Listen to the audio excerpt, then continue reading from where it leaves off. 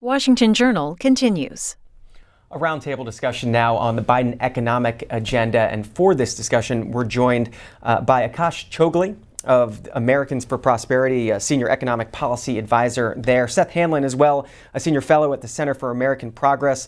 Seth Handlin, the headline in today's Politico on the latest here: Democrats put massive tax plan on the fast track. When it comes to this $3.5 trillion budget plan and turning it into a legislative and spending reality, explain what's happening on Capitol Hill this week. So last week and this week, the committees in the House of Representatives are basically meeting to put together the various parts of the Build Back Better legislation. And it goes through the process called budget reconciliation, where every committee has to meet and consider the changes and the reforms and the policies in their jurisdiction. So that's happening last week and then this week. Tomorrow, the Ways and Means Committee will meet to discuss the revenue raising provisions of the bill, and they've been meeting to discuss other parts of the bill as well. And then, so after this week, the bill will be put together into one bill for the entire House to consider.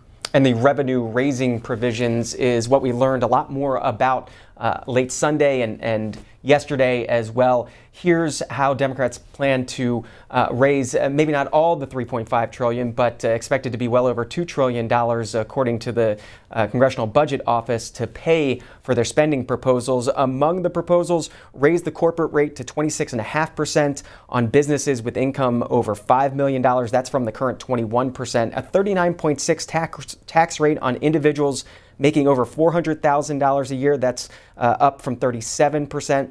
What's being called a 3% surtax on individuals making over $5 million, and increasing the top capital gains rates to 28.8%. That's from the current 23.8%.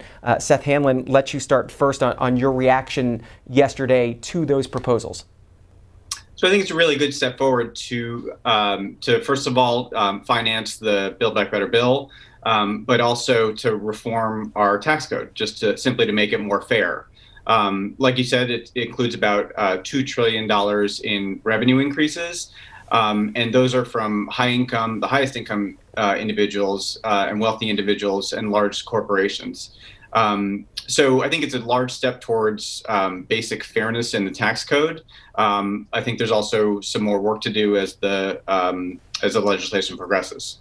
Akash Chougule, if these changes became law, how big of a change to the tax code would this be? This would be enormous, and it would be enormously harmful. The simple fact of the matter is these are not tax increases only on the wealthy and large corporations. The wealthy and large corporations don't have nearly enough income, frankly, to pay for all the promises that are being made in this package.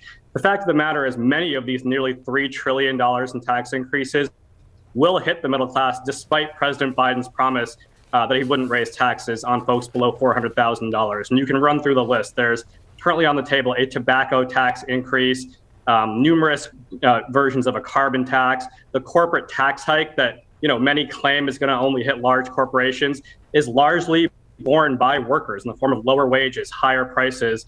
And what is it all for? It's all to fund Bernie Sanders' $3.5 trillion monstrosity that's going to, frankly, insert the federal government in every aspect of our lives, from cradle to grave, all at a time in which we're already facing 8% price increases year over year. The American people simply can't afford this plan, and it's wasteful spending that clearly not even all Democrats are on board with. And so Congress should be rejecting this, and the American people should be outraged that it's even being considered. One aspect of that plan, the 3% surtax on individuals making over $5 million. Have we had surtaxes before? How unusual is that provision? Well, they've long talked about trying to pursue a wealth tax. That would be unconstitutional. A surtax on income is something that they think passes muster in the courts a little bit more easily. But the fact of the matter is, again, this is not a tax only on wealthy individuals. The majority of pass-through business income, that includes hundreds of thousands of small businesses that employ over 60 million workers, are employed by businesses that pay pass-through income. And so when you raise that top individual tax rate, who you're actually raising taxes on are struggling small businesses who just got out of 18 months dealing with shutdowns, limitations, and whatnot. And that's why you see polls like what just came out from Harris X saying that 80% of the country opposes raising taxes right now as we attempt to recover from the pandemic. Seth Hanlon, on that point, that President Biden promised that he would only raise taxes on the wealthiest of Americans. Is that what really happens here if these go into effect? Yes, no, absolutely. I mean, he was clear throughout the campaign that he's only going to raise taxes on individuals making over $400,000 and large corporations. He repeated that throughout the campaign. Polls show, I mean, more than 60% support when you specify that you're taxing high-income individuals and corporations. More than 60% of Americans are for it. It's one of the reasons President Biden won the election by 7 million votes. And he's delivering in this legislation. Like you mentioned, I mean, this AGI surtax, this 3% surtax, only kicks in once a person has $5 million of annual income. And so it affects something like 0.04% of people. I mean, we're talking about only the very, very richest people in the country. The top rate increase, 39.6%, that is only going to affect individuals making over 400,000 and couples making over 450,000. I mean, overwhelmingly, the revenue raised from this bill is from the very, very top. I mean, not even modestly rich people, but extremely rich people. You mentioned in your remarks that there's perhaps more to be done. This from today's front page of the New York Times, the second paragraph of their story about it. They say these proposals that we're talking about, while substantial in scope, stopped well short of changes needed to dent the vast fortunes of tycoons like Jeff Bezos and Elon Musk, or to thoroughly close the most egregious loopholes exploited by high-flying captains of finance. It aimed to go after the merely rich more than the fabulously rich. What are your thoughts on that?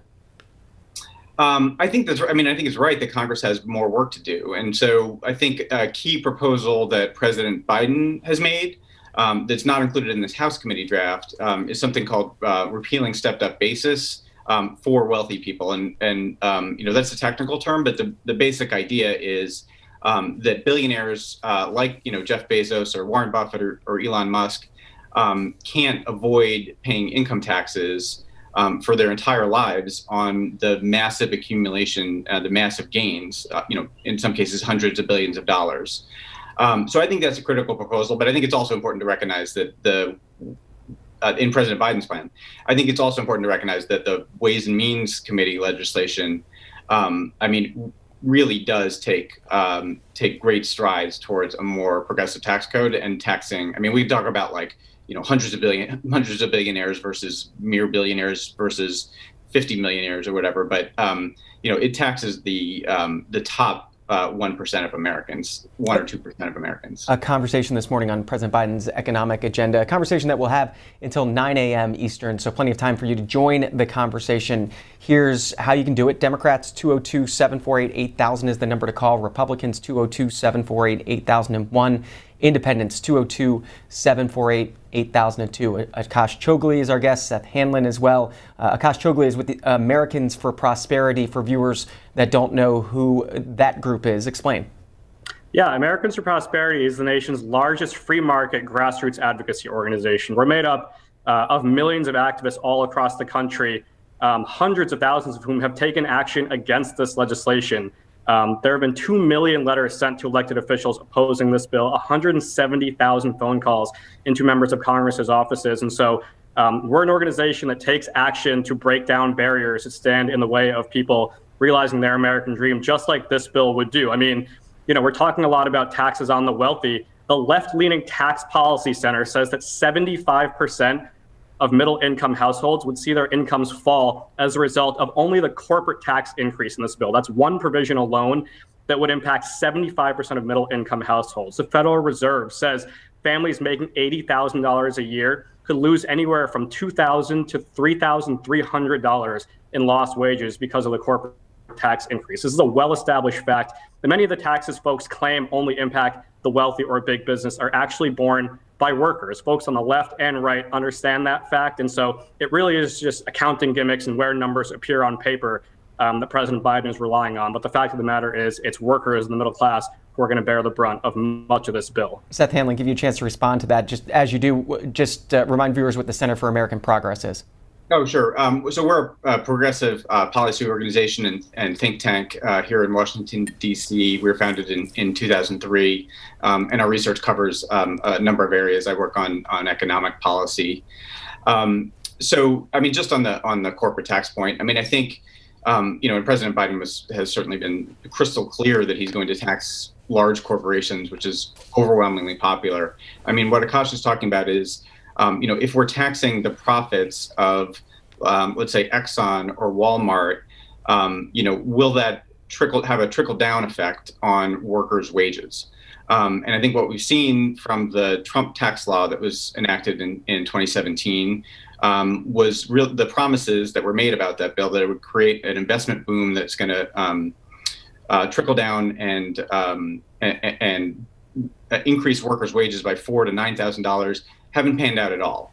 So Akash is talking about theoretical models where the corporate tax proportions of the corporate tax are imputed to individuals, but those models really haven't, I mean, at least in the last 4 years, haven't borne out in the real world. And what we're talking about with the corporate tax, I mean, so the 2017 tax law slashed the corporate tax rate from 35% all the way down to 21%, and we're talking about the rate paid by the largest corporations, largest and most profitable. And so President Biden has proposed raising it back halfway to 28%. And the House legislation is proposing to raise it back to 26.5%. So only partially of the way back. So, I mean, I think we need to be clear that this is a tax increase on large, wealthy corporations, not on ordinary Americans. And what we learned yesterday, at least from that House Ways and Means bill that you're just referring to, it's also a bit of a sliding scale for companies depending on their size and profit. So businesses with revenues above $5 million would pay that 26.5% rate. Businesses with revenues between $400,000 and $5 million would see their rate stay at 21%. And then businesses with revenue less than $400,000 a year would see a rate cut actually to 18%. Akash Chougule, let you respond.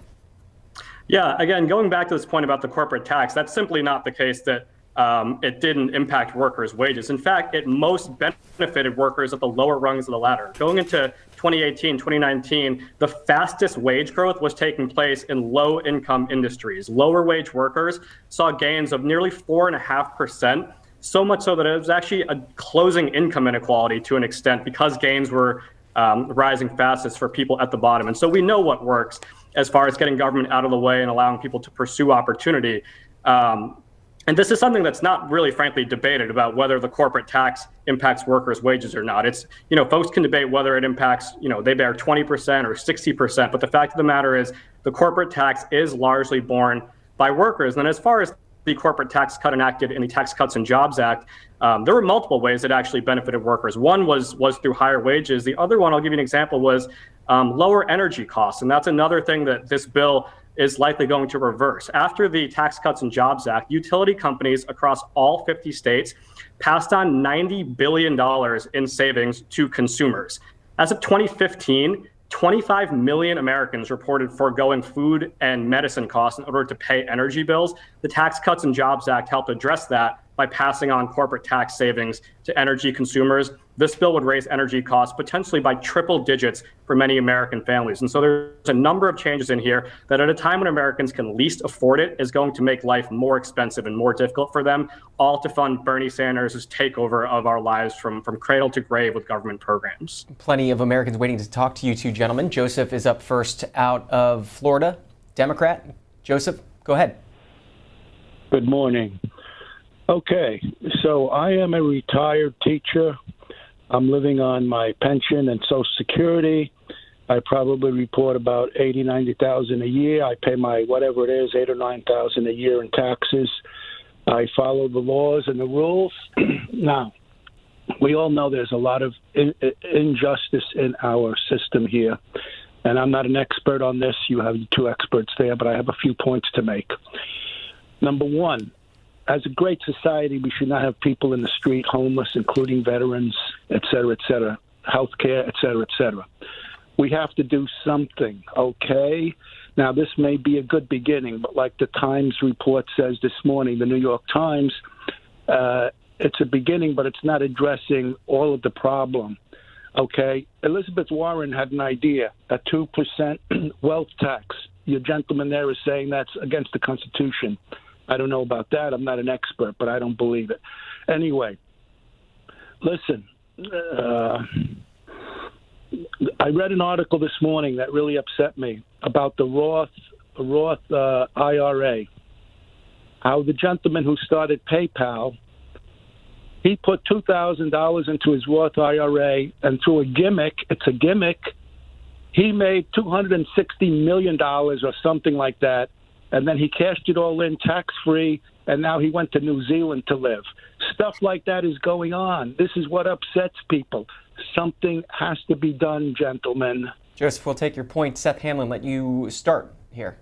Yeah, I think that example just is sort of a perfect example of how the tax code is broken. I think that he's talking about the billionaire Peter Thiel, who, as I recall, had something like $5 billion stuffed into his tax-favored retirement account. The House Ways and Means bill shuts that down with a provision about so-called mega IRAs. IRAs, 401ks, these are designed as middle-class savings vehicles, not tax shelters for the wealthy, but that's what they become. And this bill changes that. But I think it's also critical to understand, and this goes back to what Akash was talking about, how this bill in so many ways lowers costs for Americans, including families raising kids and seniors. So for seniors, it covers medical, hearing, and dental under Medicare. It expands Medicaid coverage to more than 2 million people. It dramatically reduces the costs of raising children, especially for low and moderate income children, through an expanded child tax credit that's already having an enormous impact on people's lives in a positive way. And also through both tax credits for childcare and also a guarantee that middle-class families won't have to pay more than 7% of their income for childcare. So there's just in so many ways, and so we can talk about the trickle-down effect of the corporate tax increases. But these are the things that the corporate tax increases are paying for. So from the standpoint of middle-class families, moderate-income families, seniors, the benefits just are so overwhelmingly greater than whatever theoretical trickle-down effect there is from taxing large corporations. Akash Chougule, specifically on the expanded child tax credit, do you think that the one-year provision that we're operating under now has been a good thing? Well, I think what I would say about raising children is it is expensive to raise children in this country, and we do need to do something about it. And there have been proposals from the right. Senator Romney rolled out one earlier this year that was fully paid for, administered through the Social Security Administration.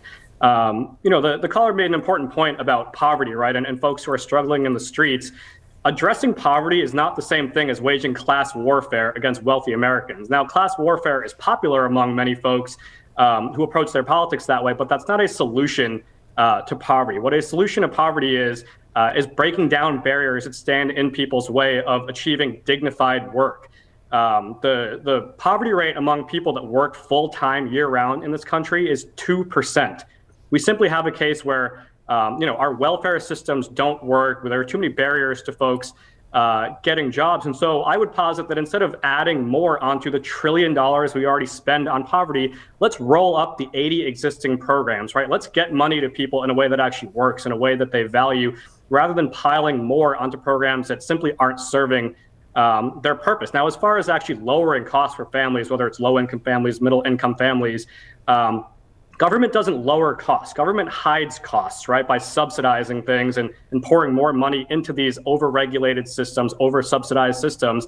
And the way it does that is it pours more money onto a system that needs reforms that don't have anything to do with money. And the more and more that government overspends, the more and more it's going to do to worsen inflation. And people understand this. 72% of voters over age 65, many of whom, like the caller, live on fixed incomes, believe that this bill is going to worsen inflation. As inflation worsens, it becomes more difficult for folks to make ends meet. That's what we're facing in addition to $3 trillion in tax hikes with this $3.5 trillion spending bill. We mentioned an expanded child tax credit, part of that $3.5 trillion spending bill. A reminder of where we are right now on that. The American Rescue Plan raised the maximum credit from $2,000 to $3,000 for children ages 6 to 17 and $3,600 for children under the age of 6. And it provided that that credit be allocated as a monthly payment. That's only for 2021. Some proposals to expand that to perhaps 2025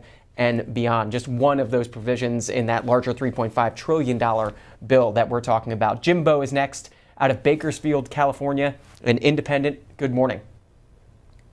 Morning. Thanks, John. And hey, thank you, C-SPAN Washington Journal. Gentlemen, I have really a more philosophical question for you guys in regard to just taxation. Do you think that those who have benefited the most in American society have an obligation to pay a higher tax rate than those who have not benefited as much for whatever reason? So just really this more philosophical question, it could be answered probably in just a simple yes or no. Thank you so much, Washington Journal, for your daily contribution to democracy. And John, thank you so much. Thanks for the call. Akash Chougule, let you start this one. Yeah, I think, if you think that the wealthy should pay more, they already do. The top 1% pays by far the largest portion of our federal income taxes. And so as a virtue of making more in income, even if they had the same rate apply across the board, they would be paying far, far more than middle income folks do in income taxes. And I think I would go back to a point I made earlier, which is that the manner in which our tax code functions, when you raise individual income tax rates, you're actually impacting over 1 million small businesses, hundreds of thousands of small businesses, and not just small businesses, but again, workers. More than 60 million workers are employed by businesses that pass through their income and they pay income taxes on the individual side. And so when you raise individual income taxes, you are raising taxes on small businesses, many of whom are struggling, many of whom employ workers who are going to bear the brunt of that cost. Seth Hanlon. Yes, of course, I believe that the wealthy and the people that have been the most fortunate and successful should pay more in taxes. And I think what this bill is really about is fixing the ways in which the tax system really fails to fulfill that principle. We mentioned one way before with mega IRA tax shelter, and then also with the reform of taxation of capital gains. So I mean, we should put these, I think, tax increases in perspective with the enormous increase in income and wealth inequality in the United States. I mean, that's the backdrop of this legislation. So the wealth of the top 1% has grown by $23 trillion over the last 10 years. And we're talking about $2 trillion of tax increases over the next 10 years. So it's certainly something that that the wealthy and the rich can handle. And these are just an important step forwards to fulfilling that principle. The wealthy should pay more. This debate that we're having this morning, you're going to hear a lot more about it on Capitol Hill this week, including this afternoon. We'll join the House Ways and Means Committee as lawmakers debate the $3.5 trillion budget plan. You can watch live on C-SPAN, online at cspan.org, listen to it live on the free C-SPAN radio app. And the debate also taking place on the Senate floor yesterday. The Senate returned to Capitol Hill. This was Senate Majority Leader Chuck Schumer in his opening remarks as the Senate returned yesterday. With this legislation, we have a once-in-a-generation opportunity to rebuild our economy and rekindle faith in America's future.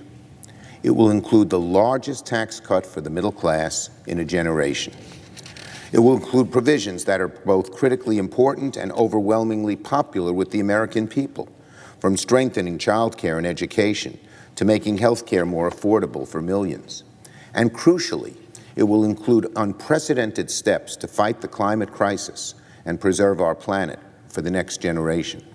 After yet another summer marked by hurricanes, floods, and wildfires, we cannot hold off on taking action any longer. The world is looking to us for leadership on climate change. By achieving the emission goals Democrats are laying out, we can reassert America's leadership. And through it all, we're going to make sure that this bill is paid for and that those at the very top finally pay their fair share. When this Senate majority began its work many months ago, our original task was to pass legislation that would get our country out of the depths of the COVID pandemic. Now, the legislation we will work on over the next 2 weeks will lay a new foundation for the future of our economy. It will restore the middle class in the 21st century and give many more Americans the opportunity to get there. Building ladders to the middle class. That's what this is about, and that's what we're going to do. Senate Majority Leader Chuck Schumer yesterday, and immediately after him, Senate Minority Leader Mitch McConnell took to the floor, talking specifically about the revenue raisers that Democrats released to pay for their spending plan. Details are already emerging about the seismic tax hikes that Democrats are cooking up. More higher taxes on employers and job creators. Targeted tax hikes to hit small businesses and family farms. Pulling more Americans into the death tax. This tax hiking wish list would add up to one of the biggest tax hikes in American history. At exactly the time their liberal policies already have our economy sputtering. So, Madam President, it's the very last thing American workers need. It's the last thing American families can afford. And Republicans are going to fight these terrible, painful policies tooth and nail. That was some of the debate on the Senate floor yesterday. Asking you to join the conversation this morning with about a half an hour left in this discussion. Phone line split as usual. Democrats 202-748-8000. Republicans 202-748-8001. Independents 202-748-8002. Wayne's waiting in Anchorage, Alaska. Republican. Good morning. Good morning. Go ahead, Wayne. You're on with Akash Chougule and Seth Hanlon. Thank you. So I have a couple points I'd like to make. So I work in the oil industry in Alaska. And just for example, the last 2 weeks I worked 210 hours. So I had a pretty substantial paycheck, but they took 25% of that paycheck. And so what all that work I did, it seems like the more money I make, the more money they take. And it's kind of hard for me to wrap my mind around how that works. Because I'm working very hard and a lot of hours. My second... Go ahead, finish your point, Wayne. Well, I had another point, and that was about Chuck Schumer there talking about climate change. And my thought on that is, the planet Earth has always been plagued by floods and wildfires and hurricanes, and I don't think there's any definitive proof that mankind is doing that. So I guess that's my point. That's Wayne up in Alaska. Seth Hanlon, let you start. Well, I mean, if you make under $400,000, you're either going to be unaffected by this bill in terms of your personal tax bill, or you're going to receive a tax cut. Like Senator Schumer says, it includes a large middle-class tax increase, especially for families with children. And then on climate change, I mean, I would just say that the science here is established, but we're also seeing it all around us. Wildfires getting worse, hurricanes getting worse, floods getting worse, and people and communities are already bearing the effects there. So we're long overdue to take action to ameliorate climate change. And this bill is by far the largest step forward to address climate change. And so it really invests in the clean energy industries. And that's going to create millions of jobs. And so this bill invests in the transition to a clean energy future, creating jobs and improving and protecting the health of our planet. Akash Chougule, I'll give you Howard out of Carmel, Indiana, a Democrat. Howard, go ahead. Yes, good morning. I just am frustrated when I listen to these budget and funding discussions because they seem to avoid recognizing that we have a fiat sovereign currency.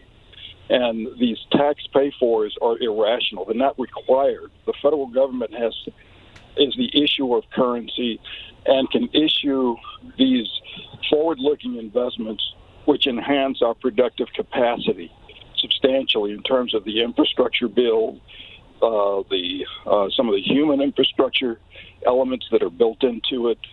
These will grow our productive capacity. They will be non-inflationary, and there is no need to go through this fallacy of pretending as if tax revenue raised is a constraint on forward expenditures. They are not. They should be decoupled.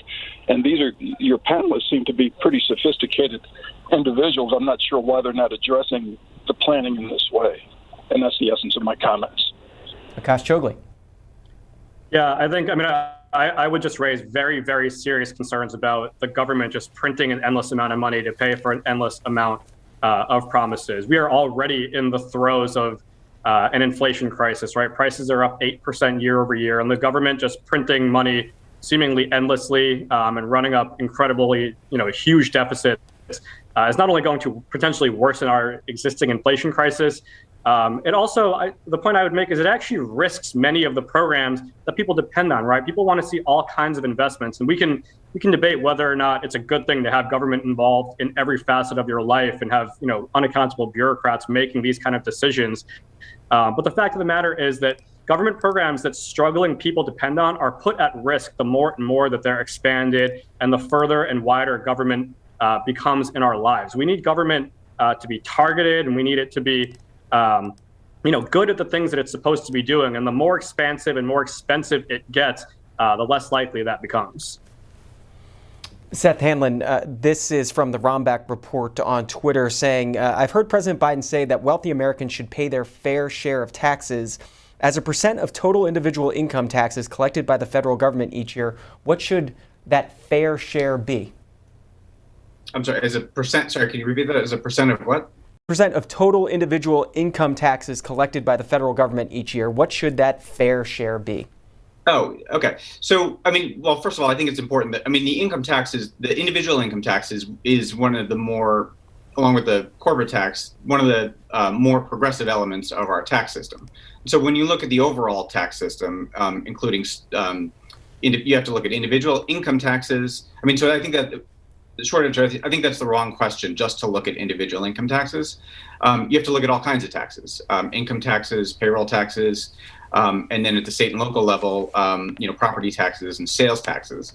And when you do, you see that people with higher incomes do pay more as a percent of their income, but it's not an extreme amount. And low and middle income taxpayers bear a large share of the tax burden as well. But just if I could go back to the point about inflation. I think it's important. The inflation that we've seen in recent months is exactly what one would expect with an economy that is coming back from the depths of a pandemic, where it was essentially shut down, and factories were shut down, offices were shut down, and we're slowly but surely coming back from the pandemic, which means that there are bottlenecks in the supply chain. There are shortages of some things because factories have been closed for a long time. Parts, can't be found, and so it's exactly what you would expect to see. But I totally agree with our last caller that the investments will make in this Build Back Better bill will make our economy more productive over the long term. And that's one of the things that's going to keep inflation under control. And I would note, markets are not panicking about inflation. The Fed doesn't, expect inflation to persist. So I don't think there's any reason to think that this bill would change anything. It's a small share of the economy, and it's largely paid for. So, and then, of course, as I was talking earlier, it's just crucial to recognize that the many, many ways in which this bill lowers costs on families. Akash Chougule, you've got Lori out of Cocoa Beach, Florida. Good morning. Oh, Oh, good morning. I have a question for Mr. Hanlon. I'm just a little confused. President Biden said that no one making $400,000 a year would have their taxes raised. And then they said if you're a married couple and your spouse makes $400,000 and you make over $50,000, your taxes would be raised. So I'm confused about the consideration of two people who happen to be married, and then taxes would be raised over $450,000. I'm just confused on that math. Thank you. Mr. Hanlon, do you want to pick that up? I mean, sure. I mean, I think our tax system treats married couples as a unit, and I think married couples making more than $450,000 represent a very small percentage of the population, the highest income percentage of the population, and they're going to face rate increases. I think that's completely fair, and it's exactly what President Biden discussed repeatedly throughout the campaign. Mr. Chougule, anything you want to add? Yeah, I mean, I would just go back to this whole idea of the class warfare that's at the root of this bill, which is that we want to punish wealthier people, we want to punish, big businesses. Is not how we not only solve problems of people in need. It's not how we create opportunity and upward mobility. Government doesn't create resources. It doesn't create economic growth. It can simply shift the chess pieces around. And that's what this bill is all about. It's frankly a fundamental rejection of the American idea. It's an attempt to turn America more like Europe, right, where government is huge and very restrictive and very redistributive.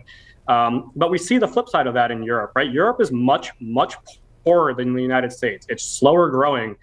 It's less innovative. The reason for that is that government is so enormous, and there's frankly very little incentive to invest and work hard in Europe. And so this is a really, really concerning fundamental rejection of the American idea that millions and millions of families have benefited for over 200 years. And it's something the American people should be very, very concerned about, this idea of class warfare swamping the American dream. Hanover, Maryland, this is Steve, a Republican. Good morning. Yes, good morning.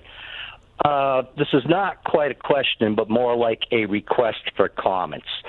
John, please, if you could Google World Health Organization and Build Back Better, you will find many references to Build Back Better under the World Health Organization.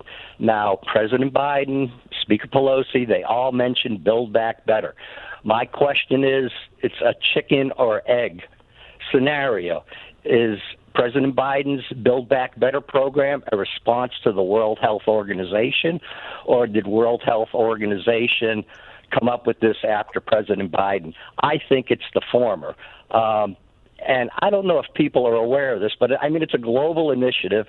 It's almost plagiaristic. And every time I hear the Democrats say Build Back Better, I just want to heave, and I'll listen to your comments. Thank you. Mr. Hanlon, on the Build Back Better slogan. Yeah, I mean, so I think it's a recognition that, we are coming out of a pandemic where many families were devastated. And I mean, I shouldn't even say we're coming out of a pandemic, because we're still very much in the pandemic, and people are still getting sick and dying. But as we look towards emerging from the pandemic, the Build Back Better slogan is a recognition that the economy before the pandemic had a lot of serious inequities, and it was not as dynamic and growing as fast as we would have liked. So the point is that we're not going to restore the pre-pandemic status quo, but move forward towards a more dynamic and inclusive economy. And I think that that would I have to address Akash's point about that this bill sort of represents a rejection of the American idea of opportunity. I mean, in so many ways, this bill expands opportunity for families. I mean, so just to give one example, it provides for tuition-free community college. I mean, so just letting people enroll in community college, without incurring that cost, obviously creates opportunity. The bill also expands Pell Grants. And then also, I mean, there's just so much research, and we're now seeing it in the real world, giving low-income families the resources to raise their children so that they're not growing up in hunger and desperation improves those children's lives so much, not just at the moment, but later in life. So that's what the child tax credit in the bill is really all about. It has already reduced hunger among children dramatically just in the last 2 months that this program has been in effect. And it will continue to do so. But also, what it's going to do is increase those by supporting children, bettering their health. It's going to allow them to achieve more in school and go on to earn more later in life. Research shows that earnings of children, when you increase their family income as they grow up, increases later in life, and their work effort increases. So this bill is all about expanding opportunity for American families. Mr. Chougule, any issues with the Build Back Better slogan? Yeah, I mean, it's a campaign slogan is what it is. I think I take more issue with the substance of the bill.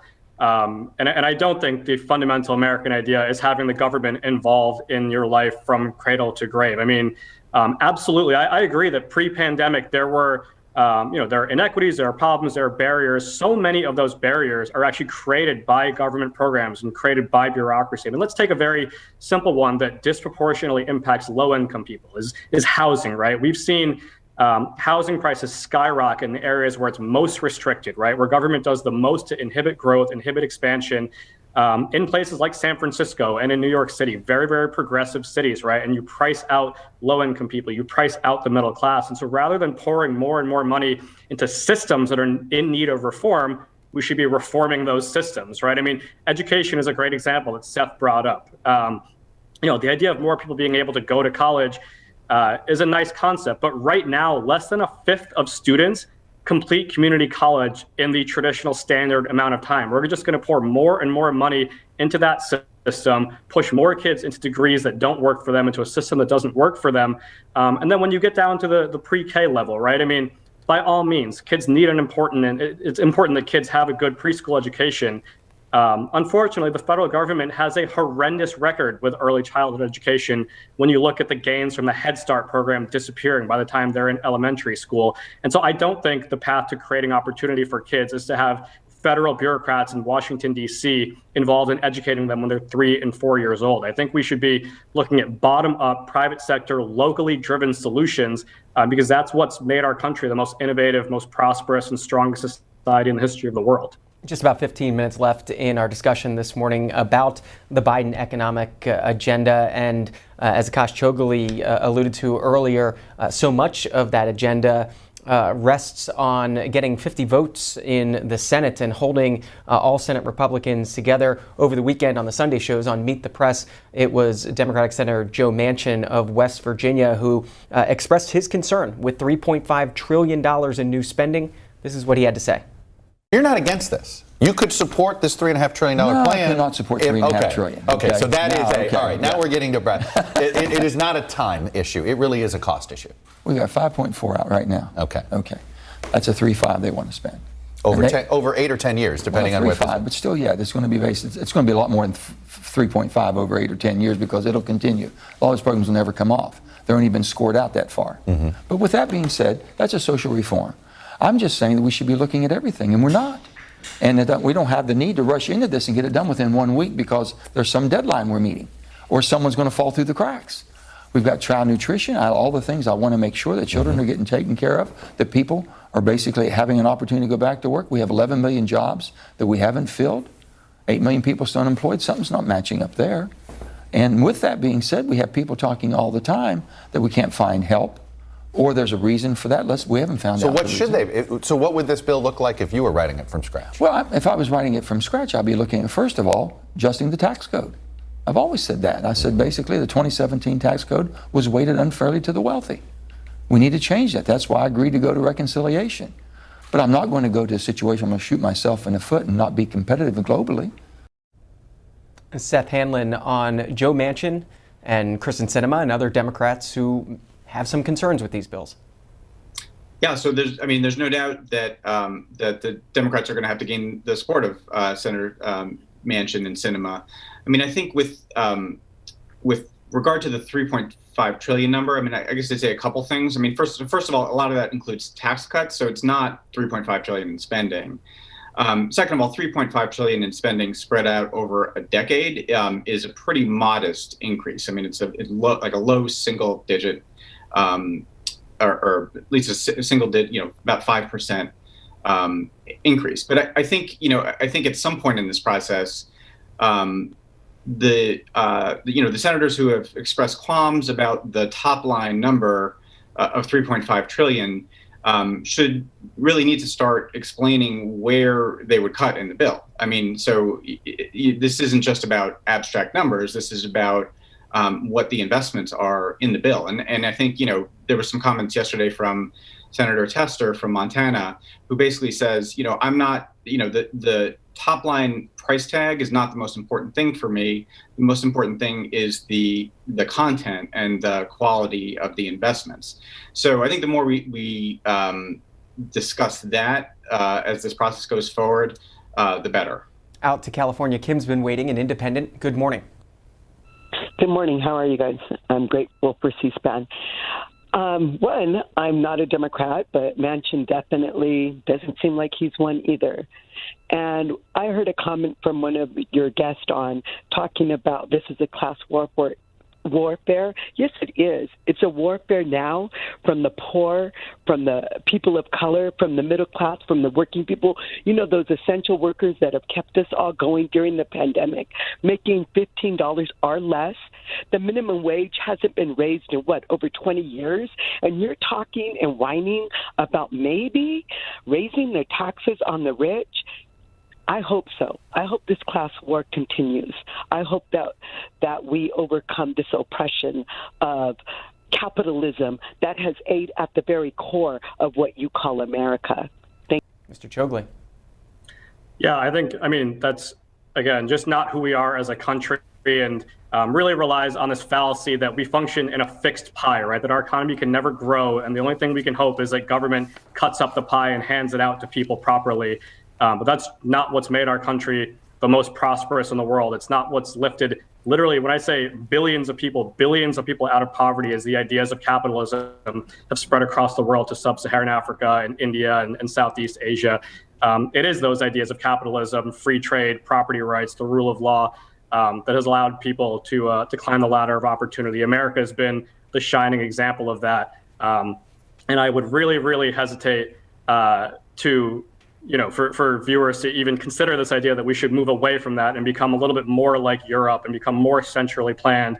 And rather than trusting the American people to develop solutions and lift up their friends and neighbors and create opportunity, that we put all that power and all that money in the hands of unaccountable bureaucrats in Washington. I don't think that that's the solution that the poor and the middle class need.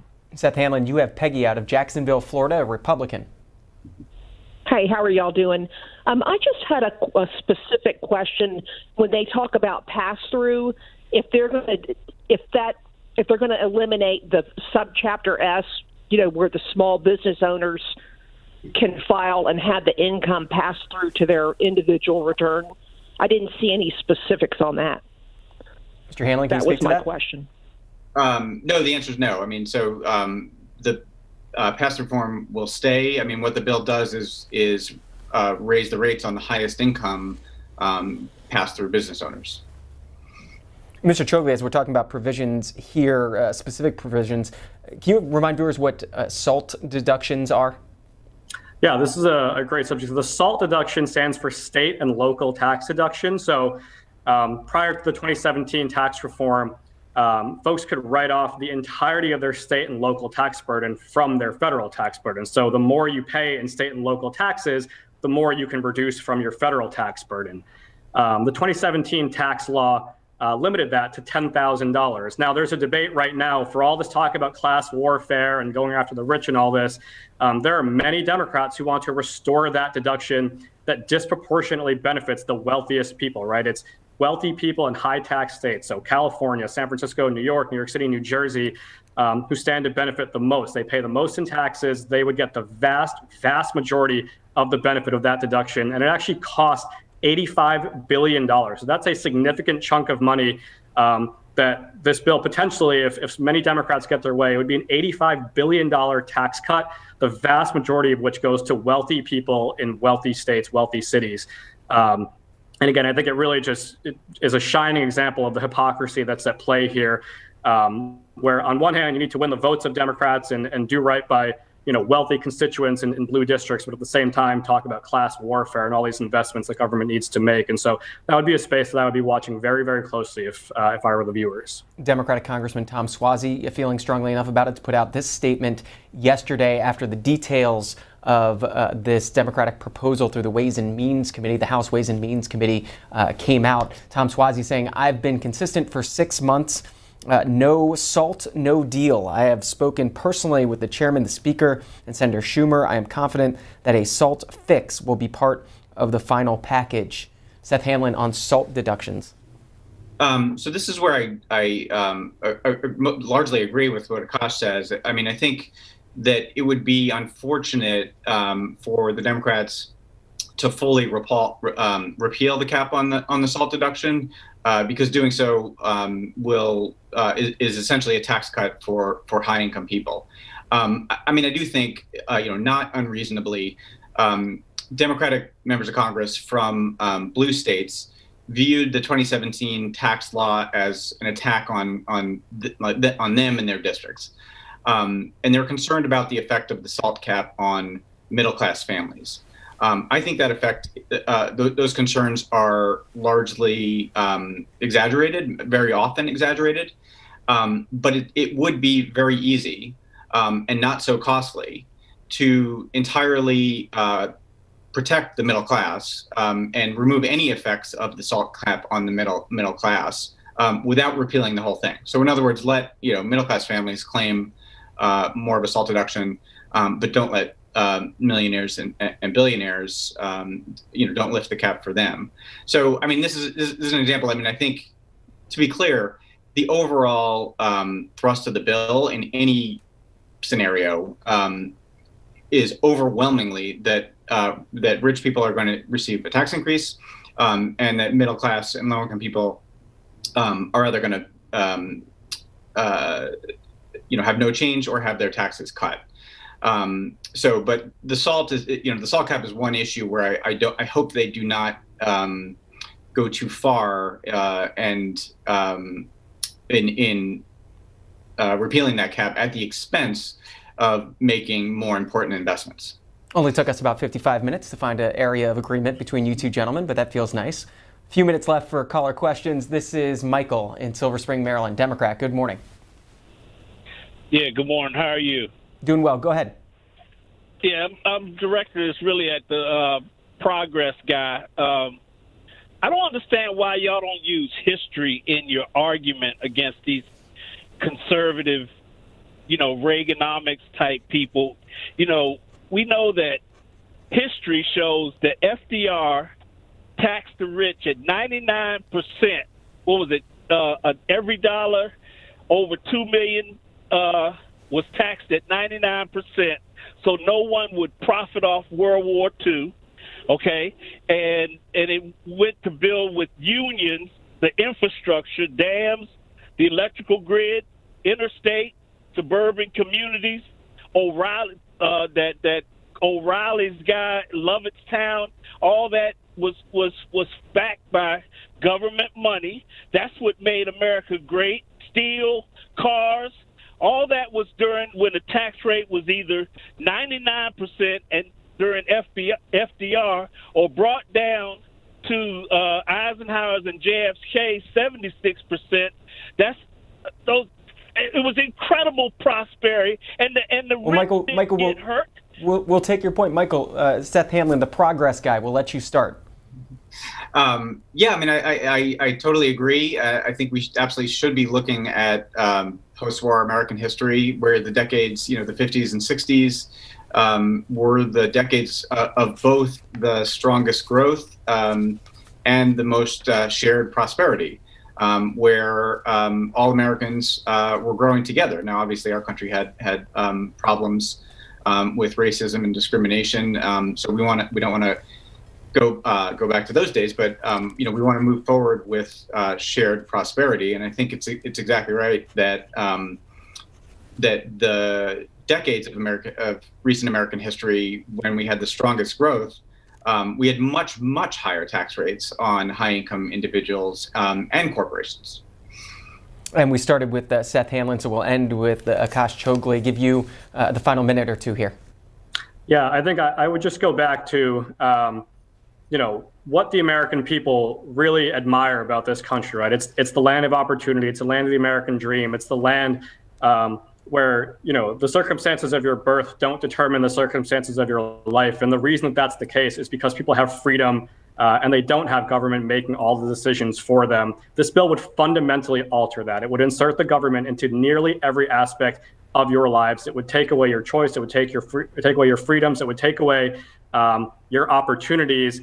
And I think I would make one final point about kind of the accounting around all of this, right? Is President Biden, Bernie Sanders can claim whatever they want about the impact on the middle class, even if their individual income tax rates don't change. The fact of the matter is their taxes will go up, their energy prices will go up, their gas prices will go up if this bill passes, all to fund a massive takeover of nearly every aspect of your lives. The American people should be up in arms about this. Everything that you love about the American dream is really at stake here. And so I would urge you to contact your congressman, tell them to preserve the American dream and defeat this outrageous European-style social welfare bill.